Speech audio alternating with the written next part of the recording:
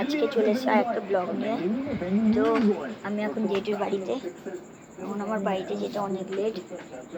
এখন আমি বাইরেটা এখানে অন্ধকার, এখন জলের তো ওই জন্যে একটুখানি বন্ধ।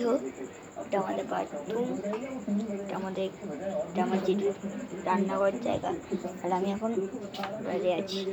এইটা হচ্ছে এখন আমরা কিছু এখন আটা মাখছে, দেখো আটা মাখছে। আমি এখন তেল নিতে এসেছি।